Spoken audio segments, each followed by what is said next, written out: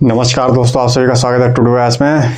हम समुद्र विज्ञान देख रहे हैं। तो आज का जो टॉपिक है समुद्र में लवणता, जो सैलिनिटी है ओशन में अर्थात समुद्र में नमक, लवणता, साल्ट, कार्बोनेट, सल्फेट जैसे जो आयन होते हैं, लवण है, ये सब केमिस्ट्री में आप पढ़ते होंगे। सल्फेट, कार्बोनेट और क्लोराइड जैसे तत्व, ये सब क्या है? लवण है। तो समुद्र में लवणता कहाँ से आते हैं, इसकी रोल क्या है, भूमिका क्या है? अगर लवणता ना रहे तो क्या होगा समुद्र में? समुद्र में लवणता को प्रभावित करने वाले कारक क्या क्या हैं? किन क्षेत्रों में लवणता अधिक होता है, किन समुद्रों में लवणता अधिक है, किन झीलों में लवणता अधिक है, कहाँ पे इनका डिस्ट्रीब्यूशन है, इन सारे चीजों पे हम विचार करेंगे। सबसे पहला जो टॉपिक है वो लिख लीजिए, समुद्र में लवणता। ये इंग्लिश में लिखेंगे आप सैलिनिटी। तो समुद्र में लवणता, सबसे पहले हमको देखना है लवणता क्या होता है समुद्र में। तो समुद्र का जल खारा होता है। खारा मतलब नमकीन।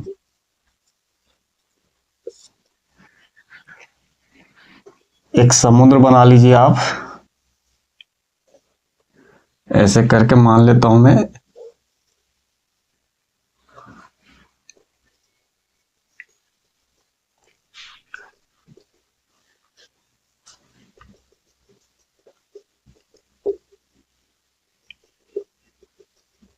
एक गर्त है, ये समुद्र है। अब इसमें लवण होते हैं जगह जगह, मान लेते हैं लवण है, लवण बिखरे हुए हैं समुद्र में। तो लवणता क्या होता है कि समुद्र का जल जो खारा हो, लवणता कहलाता है। इसका लवणता में क्या क्या शामिल करेंगे, लवणता कितनी होती है? लवणता लिखेंगे आप प्रति हजार में। प्रति हजार का मतलब है अगर 1 लीटर जल है, 1 लीटर समुद्र का जल ले रहे हैं आप, तो इसमें कितना ग्राम लवण है, फिर नाम आ रहा है लवण। तो लवण है क्या? लवण में आप लेंगे NaCl, MgCl2, फिर लेंगे आप कैल्शियम कार्बोनेट, फिर लेंगे मैग्नीशियम सल्फेट, कैल्शियम सल्फेट। ये जो आपको दिख रहा है ये ब्रोमाइड भी हो सकते हैं, हेलाइड, सल्फेट, कार्बोनेट। तो इस तरीके से हेलाइड, सल्फेट, कार्बोनेट, क्लोराइड जो भी है, अगर किसी भी यौगिक में जुड़े रहते हैं, हम क्या कहलाते हैं? लवणता वाले यौगिक कहलाते हैं। अर्थात NaCl ले रहे हैं तो सोडियम प्लस क्लोराइड है, एक हेलाइड है। इसी तरीके से MgCl2 ले रहे हैं तो ये तो धातु हो गया, ये भी धातु है, इसके साथ में क्लोराइड जुड़ गया तो Mg और Cl2।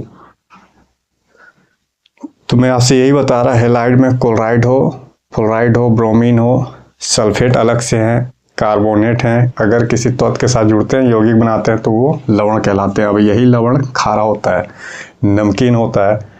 तो समुद्र में जो लवणता को मापा जाएगा वो प्रति हजार, अर्थात 1 लीटर जल लेना है समुद्र का और उसमें लवण, तो लवण की मात्रा कम या अधिक हो सकती है, लेकिन एवरेज बोला जाता है 37 प्रति हजार।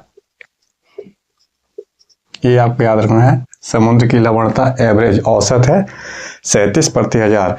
अगर आप 1 लीटर समुद्र का जल ले रहे हैं तो उसमें लवण होगा आपका 37 ग्राम। अब लीटर में लवण कितने मिलेंगे आपको? 37 ग्राम। इसका मतलब है वो खारा होगा, पीने लायक पानी नहीं रहता है, बहुत ही नमकीन होगा। तो हो सकता है कहीं पे 280 ग्राम भी हो पर लीटर में। अगर 1 लीटर जल ले रहे हैं 280 ग्राम हो सकता है कहीं पे 18 ग्राम हो सकता है कहीं पे 5 ग्राम हो।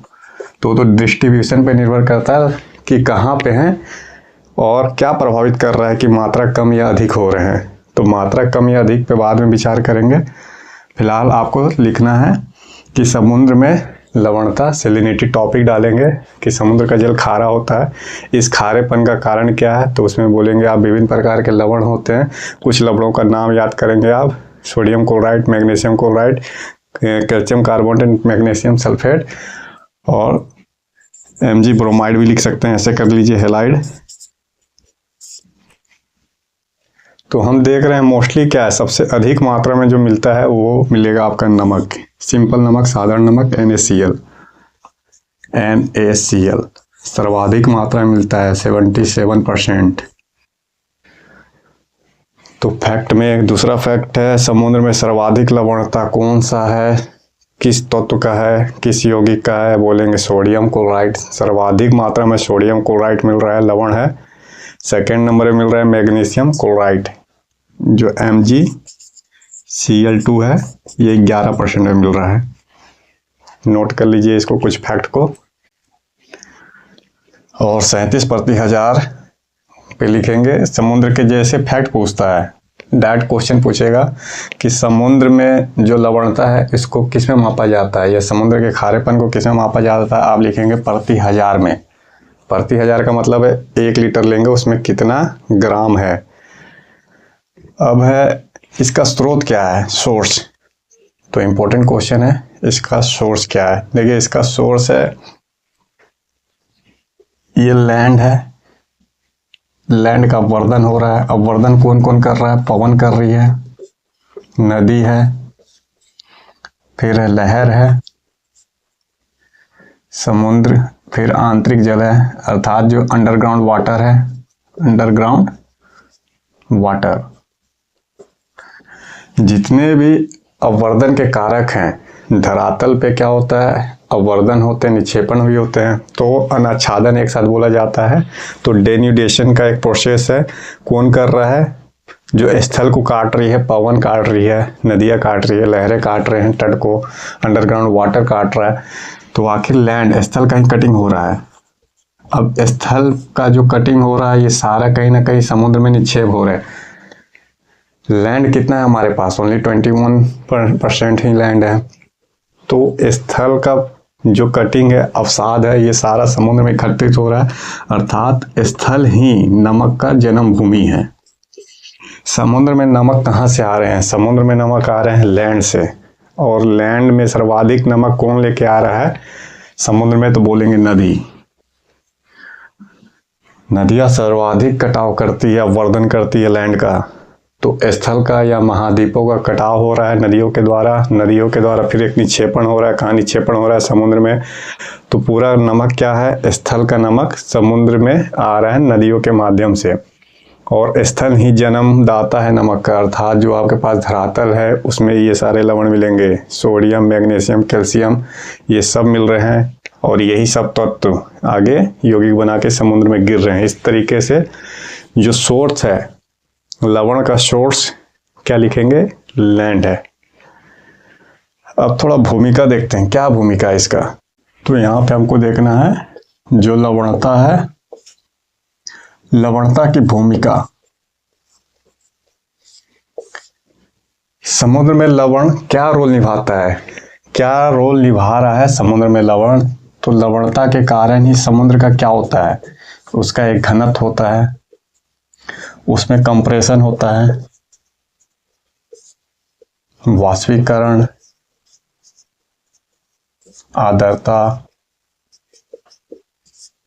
बनावट, समुद्र का बनावट, और जीव जंतु, वनस्पतियों का अस्तित्व।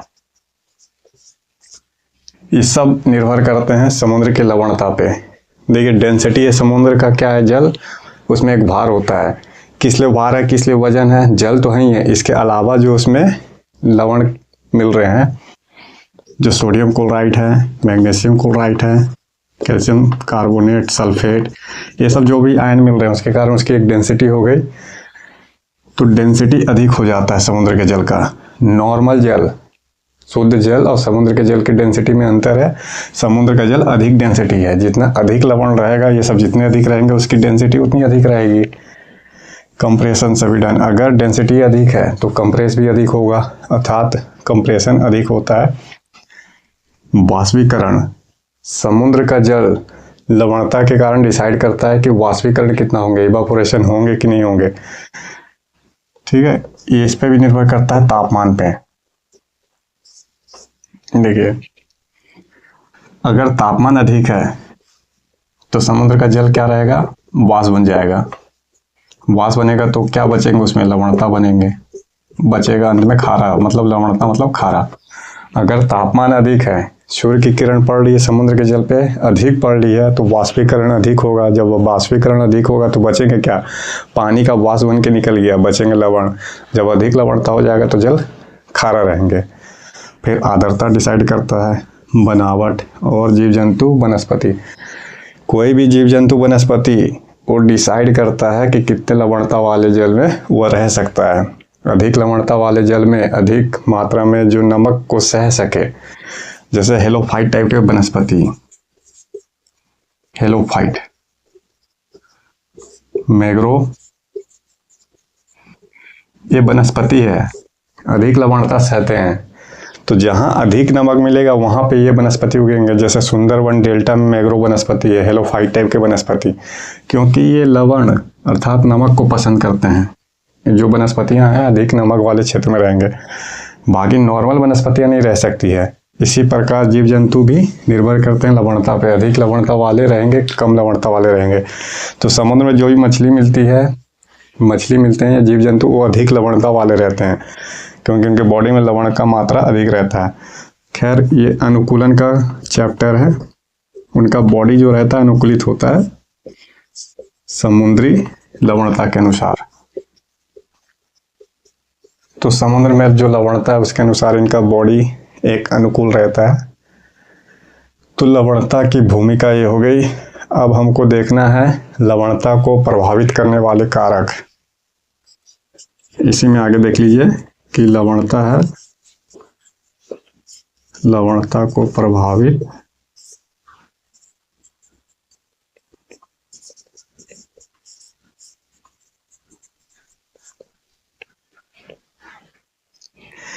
ये आपके सामने टॉपिक है। क्या टॉपिक है कि लवणता को प्रभावित करने वाले कारक, फैक्टर।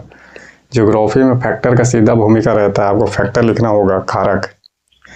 आखिर लवणता को क्या क्या कारक प्रभावित कर रहे हैं, तो इसमें लिखेंगे आप स्वच्छ जल। स्वच्छ जल प्रभावित कर रहा है, वाष्पीकरण प्रभावित कर रहा है, और इसके साथ क्या लिखेंगे कि स्वच्छ जल है, वाष्पीकरण है, तापमान है,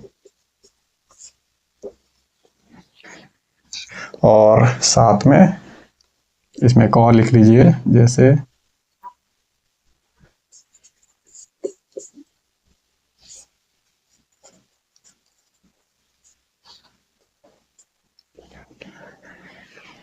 देखिए, अब इसको हमको समझना है। जो लवणता है इसको प्रभावित करने वाले कारक स्वच्छ जल, वाष्पीकरण, तापमान और बर्फ या ध्रुव। स्वच्छ जल, जहां भी समुद्र है अगर वहां स्वच्छ जल की सप्लाई हो रही है, जैसे ये एक समुद्र मान लेता हूं मैं, अब इस समुद्र में एक नदी गिर रही है। जैसे ये समुद्र है, समुद्र में कोई नदी गिर रही है, तो नदियाँ अपने साथ क्या ला रही है, नदियाँ तो स्वच्छ जल का स्रोत है, अपने साथ स्वच्छ जल ला रही है, क्लीन जल लेके आ रही है नदियाँ। अब नदियाँ गिर रही है मुहाने पे, तट के पास गिर रही है। ये पूरा कोस्टल बेल्ट है, तट, ये भी तट है, ठीक है। तो तट के पास नदियाँ गिर रही है, तो स्वच्छ जल की सप्लाई हो रही है। अगर स्वच्छ जल मिलेगा समुद्र में तो क्या होगा, वहां पे लवणता कम होंगे। जहाँ भी स्वच्छ जल मिलता है समुद्र में, जहाँ भी बड़ी बड़ी नदियाँ गिरती है, जैसे गंगा नदी गिर रही है, ब्रह्मपुत्र गिर रही है, कावेरी नदी, गोदावरी, नर्मदा नदी, तो जहाँ भी गिर रहे हैं समुद्र में, वो पूरा का पूरा क्षेत्र जो रहता है वहाँ पे लवणता कम रहेगी, कम लवण वाले क्षेत्र होंगे समुद्र में। वाष्पीकरण, वाष्पीकरण का सीधा संबंध किससे है, तापमान से है। अधिक तापमान पड़ेगा तो जल वाष्प बन के निकलेगा, जब जल वाष्प बनेंगे तो उसमें लवण बच जाएगा, वो जल खारा होगा। तो समुद्र के साथ भी ऐसा ही है, जहाँ पे तापमान अधिक रहता है, तापमान कहाँ अधिक रहता है, उष्णकटिबंध क्षेत्र में, कर्क रेखा और मकर रेखा के बीच वाला क्षेत्र है। ये हो गया भूमध्य रेखा, 23.5 डिग्री कर्क रेखा उत्तरी और दक्षिणी अक्षांश में। यहाँ पे तापमान क्या रहता है, हमेशा अधिक होते हैं उष्णकटिबंध वाला। इस पूरे बेल्ट में आपका लवणता अधिक होगा। तो वाष्पीकरण अधिक क्यों हो रहा है, क्योंकि यहाँ तापमान अधिक है। और ये हो गया ध्रुव, यहाँ पे लवणता क्या रहेंगे, कम रहेंगे, क्योंकि तापमान कम है। जब तापमान कम है तो वाष्पीकरण कम हो रहा है, वाष्पीकरण कम हो रहा है तो लवणता कम होंगे। इन दोनों का सीधा संबंध, जहाँ तापमान अधिक है लवणता अधिक, जहाँ तापमान कम लवणता कम। जहाँ वाष्पीकरण अधिक है वहाँ पे लवणता अधिक, जहाँ वाष्पीकरण कम लवणता कम होंगे। बर्फ ध्रुव, ये भी इम्पोर्टेंट है। देखिए ध्रुव क्षेत्र है, ये ध्रुव है, आर्कटिक सर्कल के ऊपर जो 66.5 degree Arctic circle Antarctica circle पड़ते हैं, उसके ऊपर वाला पूरा क्षेत्र ध्रुव में चला जाता है। तो यहाँ पे क्या, बर्फ की चादरें हैं, बर्फ की चादर है, पिघलती है और स्वच्छ जल की सप्लाई कर रही है समुद्र में। बर्फ की चादर पिघल रही है, तो बर्फ क्या है, पिघल रहे हैं। बर्फ पिघल रहे हैं, बर्फ पिघलने से फिर से स्वच्छ जल हो गया, क्योंकि बर्फ शुद्ध जल है। जब शुद्ध जल मिलेंगे तो ऑटोमेटिक वहाँ पे लवणता कम हो जाएगा। तो बर्फ है वो पिघलती है, हिमानियाँ है पिघल रही है। तो ग्लेशियर वाला क्षेत्र हो, ध्रुव वाला क्षेत्र हो, अगर वहाँ पे बर्फ पिघलती है, स्वच्छ जल की सप्लाई होती है, स्वच्छ जल की सप्लाई होने से लवणता कम हो जाता है। तो यही फैक्टर है, कारक है। इसमें आप लिखेंगे स्वच्छ जल की सप्लाई प्रभावित करती है लवणता को, वाष्पीकरण प्रभावित करता है, तापमान और बर्फ की चादरें। और थोड़ा सा लिख देंगे आप स्वच्छ जल में, वाष्पीकरण में, तापमान और अब यहाँ हम डिस्ट्रीब्यूशन देख लेते हैं लवणता का विश्व में कैसा डिस्ट्रीब्यूशन है। इसके लिए आपको मैप देखना होगा, मैप सामने रखना होगा। खुला सागर, बंद सागर और जो लैंड पे झीलें होती है उसकी लवणता कुछ इम्पोर्टेंट है, उसी का पढ़ना रहता है। तो मैं यहाँ आपको डिस्ट्रीब्यूशन बता रहा हूँ एक बार मैप के जरिए। तो देखिए एक बार रफ डायग्राम है, टॉपिक क्या है, लवणता का वितरण, डिस्ट्रीब्यूशन ऑफ सैलिनिटी। और किसकी सैलिनिटी है, समुद्र में। तो समुद्र में लवणता कैसे डिस्ट्रीब्यूट है, कहाँ पे अधिक लवणता होंगे, कहाँ पे कम होंगे। तो सबसे पहले आप करेंगे खुले सागर में, खुला सागर में लवणता। जब ये टॉपिक कर लेंगे तो इसके दो ब्रांच करेंगे आप, कर्क रेखा व मकर रेखा पे। सेकंड में आप करेंगे भूमध्य रेखा पे।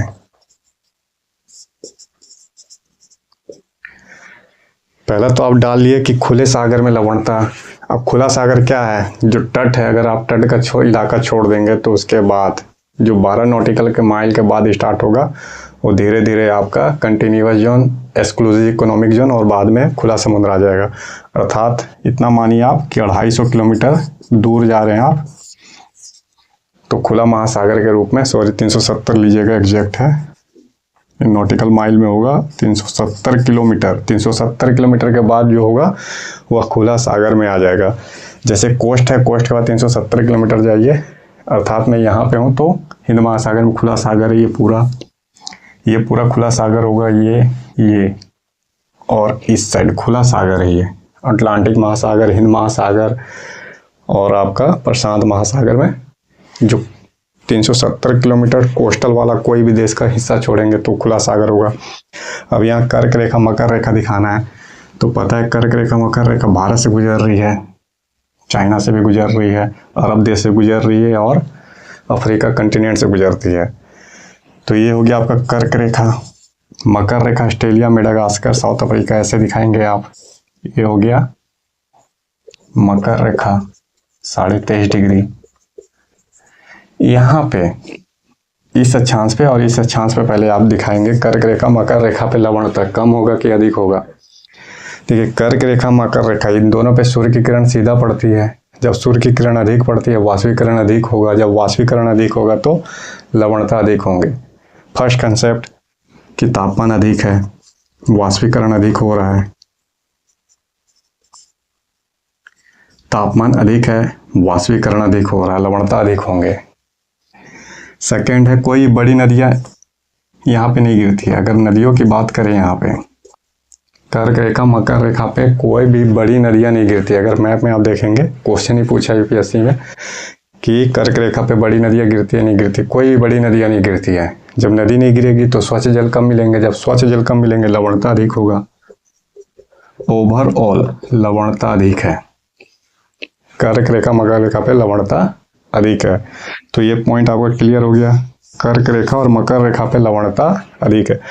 भूमध्य रेखा, अब ये 0 डिग्री है, कहाँ से गुजर रही है? केन्या से गुजर रही है, और भारत के नीचे में यहाँ दिखाएंगे आसियान देश है, इंडोनेशिया से गुजर रही है। ये 0 डिग्री है, 0 डिग्री अक्षांश भूमध्य रेखा। यहाँ पे क्या होता है? यहाँ पे तापमान कम है,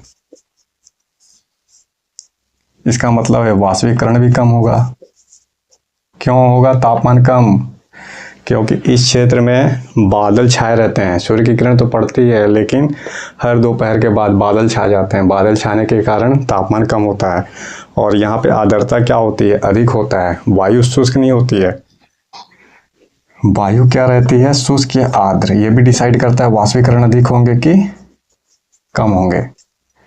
अगर वायु आर्द्र है तो उसमें क्या रहेगा? वाष्पीकरण की क्षमता कम रहेगी। वायु शुष्क रहेगा तो वाष्पीकरण अधिक करेगा। तो कर्क रेखा मकर रेखा पे शुष्कता है, वायु शुष्क है, लेकिन भूमध्य रेखा पे वायु आर्द्र है। तापमान कम है, वाष्पीकरण कम होगा, इसका मतलब है यहाँ पे लवणता कम होंगे। साथ में बड़ी बड़ी नदियाँ गिरती है। भूमध्य रेखा पे आप देखेंगे अमेजन नदी, कांगो नदी जैसी बड़ी बड़ी नदियाँ गिर रही है, तो वाष्पीकरण यहाँ पे कम होंगे। अर्थात इसका उल्टा लिखना है आपको। कर्क रेखा मकर रेखा पे जो आप लिखेंगे, इसका उल्टा कर देंगे भूमध्य रेखा का, ये कंसेप्ट क्लियर हो जाएगा। अब फिर है, इसी में हमको देखना है खुला सागर के बाद अंतः सागर, मतलब आधा खुला हो आधा बंद हो।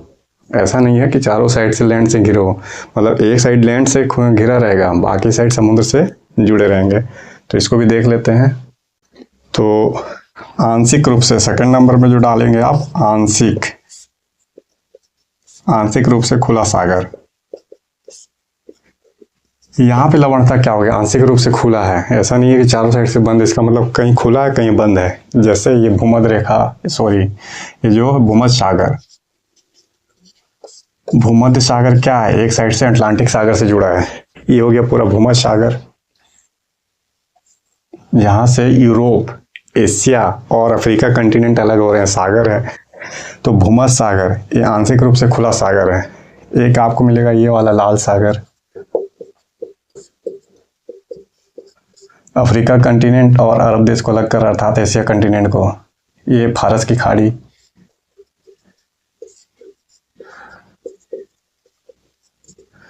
तो ये 3 सागर आपको क्या दिखाई दे रहे हैं? आंशिक रूप से खुले हैं, समुद्र की ओर इनका मुंह खुल रहा है। यहाँ पे लवणता क्या होगा? देखिए चारों साइड से लैंड से घिरे हुए हैं। लैंड से घिरे होने के कारण क्या रहता है? हमेशा तापमान अधिक रहता है। याद रखिएगा आप इस चीज़ को कि तापमान अधिक होता है। साथ में यहाँ कर्क रेखा है, सूर्य की किरण लंबवत पड़ रही है, तो तापमान भी अधिक रहेगा। जो खुला सागर है और आंशिक रूप से खुले सागर, इन दोनों में अंतर है। देखिए खुला सागर यहाँ थोड़ा तापमान कम रहेगा, यहाँ पे तापमान अधिक रहता है। ठंडी में कम हो जाएगा और गर्मी में अधिक तापमान हो जाता है, लेकिन खुला महासागर का तापमान हमेशा एक ही जैसा रहता है। तो गर्मी में तो यहाँ पे क्या रहता है? तापमान अधिक हो जाता है। भूमध्य सागर, फारस की खाड़ी, लाल सागर, और यहाँ पे तापमान अधिक होता है, वाष्पीकरण अधिक होगा, और रिजल्ट है लवणता अधिक रहेंगे। साथ में कोई बड़ी नदियाँ नहीं गिर रही है। भूमध्य सागर, फारस की खाड़ी, लाल सागर में देखेंगे तो कोई बड़ी नदियाँ नहीं गिरती है। हाँ, फारस की खाड़ी में 2 नदियाँ गिर रही है, जिसके कारण थोड़ा सा लवणता कम होता है यहाँ पे।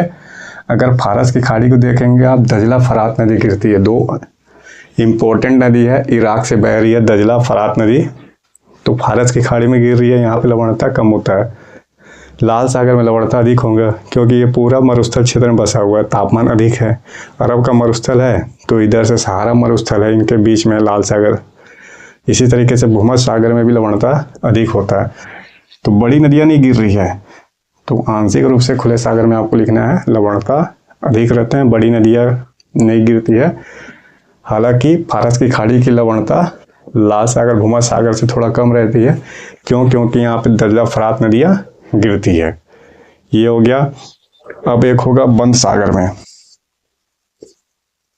बंद सागर क्या है? अर्थात चारों साइड से लैंड से घिरा रहा है। फॉर एग्जाम्पल के लिए यहाँ पे आप देखेंगे, अगर इसे इरेज कर दूं मैं, तो कैस्पियन सागर,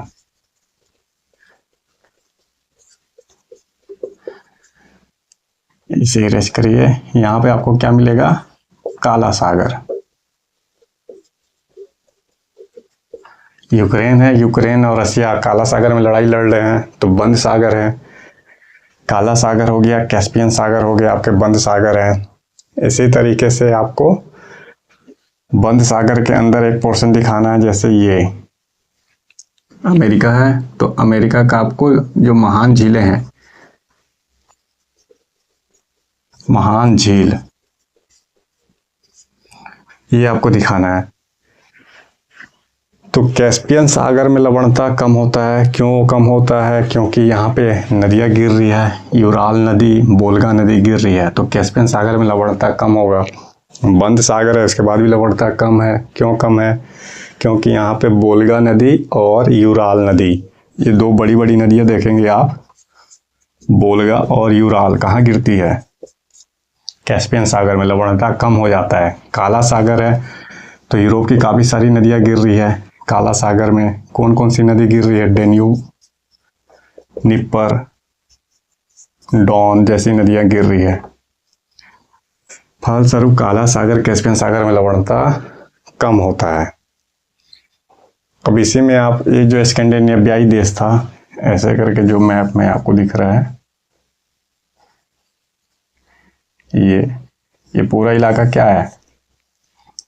तो आपका यहाँ पे मिलता है जो नार्डिक देश से टच करने वाला सागर है, बाल्टिक सागर। बाल्टिक सागर। अब बाल्टिक सागर में क्या है? बर्फ पिघल के आ रही है, ध्रुव की बर्फें पिघल रही है, हिमानी पिघल रहे हैं। तो बाल्टिक सागर ये आर्कटिक सर्कल में पड़ता है और इसके ऊपर ध्रुव क्षेत्र स्टार्ट हो जाते हैं। रिजल्ट है कि बर्फ पिघलता है बाल्टिक सागर में, चारों साइड से बर्फ का जल आ रहा है, स्वच्छ जल की सप्लाई हो रही है। तो बाल्टिक सागर में लवणता तो और कम है। एक तरीके से स्वच्छ जल ही है बाल्टिक सागर। तो नार्डिक देश जैसे नॉर्वे, स्वीडन, फिनलैंड जो टच कर रहे हैं डेनमार्क, ये बाल्टिक सागर वाला इलाका, यहाँ पे लवणता कम होगा। क्यों? क्योंकि बर्फ की सप्लाई हो जा रही है। अमेरिका का महान झील, ग्रेट झील, इसको भी बर्फ का जल सप्लाई हो रहा है। मीठे पानी की जल है कैस्पियन सागर, तो स्वच्छ जल की सप्लाई हो रही है बर्फ के रूप में, बर्फ पिघल रहे हैं। और महान झील अमेरिका में जो देखेंगे आप, सुपेरियर झील, इरी झील, ओंटारियो झील, मिशिगन झील और हुरान झील, जो 5 झील एक साथ आपको अमेरिका में मिल रहे हैं, वो स्वच्छ जल के झील हैं। तो ये हो गया बंद सागर। अब कुछ झील और जिसकी लवणता बहुत ही अधिक है, जैसे यहाँ पे आपको मिलेगा डेड सागर, एक नाम है मृत सागर। फिर तुर्की में मिलेगा वान सागर या वान झील। मृत सागर डेड सी बोला जाता है, जो इजराइल और जॉर्डन के बीच में देखेंगे मृत सागर। ये क्या है? इसकी लवणता बहुत ही अधिक है। अगर मैं बात करूं बाल्टिक सागर की लवणता 2/1000 है, लेकिन मृत सागर की लवणता कितनी हो जाती है? इसका 270 हो जाता है प्रति 1000 और वान झील का 370। विश्व में सर्वाधिक खारा झील यही वान झील है, तुर्की में है वान झील। आप लिखेंगे वान झील कहाँ पे है? तुर्की में है। इसकी लवणता कितनी है? 370 प्रति 1000 लिखेंगे आप। विश्व में सर्वाधिक खारा जल है तुर्की में। मृत सागर लिख देंगे आप, इसकी भी लवणता 270 के ऊपर है, बहुत ही खारा है। और अधिक लवण हो जाते हैं, अधिक लवणता के कारण डेंसिटी बढ़ जाती है, जल का घनत्व बढ़ जाता है। रिजल्ट है कोई भी मनुष्य इसमें नहीं डूबते। अगर आप इसमें नहीं भी तैरने आता है इस तरीके की झील में, तब भी आप निश्चिंत होकर इसमें तैर सकते हैं, तैरने ना आने के बाद भी, क्योंकि इसमें आप डूबेंगे नहीं। इसकी डेंसिटी इतनी अधिक हो जाती है, घनत्व की आपको डूबने नहीं देगा। घनत्व क्यों अधिक हो रहे हैं? लवणता के कारण। पहले से नमक अधिक घुल चुका है, संतृप्त हो चुका है और घुलेंगे नहीं उसमें, रिजल्ट है आप डूबेंगे ही नहीं। तो इसकी डेंसिटी अधिक हो जाने के कारण आप इसमें बिल्कुल नहीं डूबेंगे। इस तरीके से वर्ल्ड लेवल पे डिस्ट्रीब्यूशन है। इसका मतलब है ये पूरा इलाका में लवणता कम है। जो भी आएंगे यहाँ पे 66.5 के ऊपर लवणता कम है। आंतरिक हिस्से में जो भी पड़ता है लवणता अधिक होते हैं और खुले सागर में लवणता कम है। तटों के पास वाले इलाके में लवणता अधिक है। बस यही है आपका समुद्र में लवणता का डिस्ट्रीब्यूशन। पॉज करिए वीडियो, मैप सामने रखिए और एक एक बार देखिए कि मैंने क्या बताया। नोट्स बनाइए। बस आज के लिए यही। बने रहिए टू डू IAS में।